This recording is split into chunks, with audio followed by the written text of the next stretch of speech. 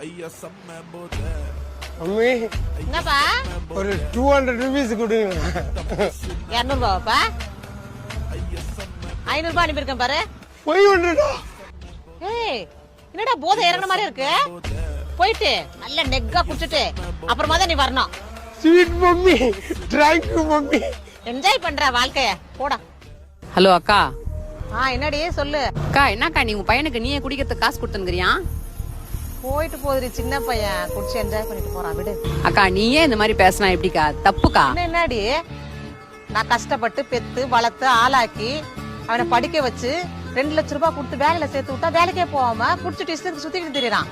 அப்ப எனக்கு எப்படி இருக்கும் நீயே சொல்லு. அதான் என்ன பண்ண ஏன் பாலிசிலேயே போய் அவன் பேர்ல ஒரு பாலிசியை போட்டு வச்சிருக்க. என்ன பாலிசி அது? அதான்டி இன்சூரன்ஸ் பாலிசி செத்து போனா தருவாங்கல்ல அது போட்டு வச்சிருக்கேன். ஐயோ அக்கா பயங்கரமான ஆளுக்கா நீ. ஆமா 8 வருஷம் ஆகி போச்சு, இன்னும் 2 வருஷம் தான். நீ செத்து போச்சுன்னு வச்சுக்க அந்த காசை வாங்கி என் பொண்ணு கல்யாணத்தை ஜாம் பண்ணிடுவேன். என்னப்பா அம்மாட்ட ஏதாவது சொல்லணுமா? பணம் ஏதாவது கொடுத்துருவா? போதை இறங்க மாதிரி இருக்கு.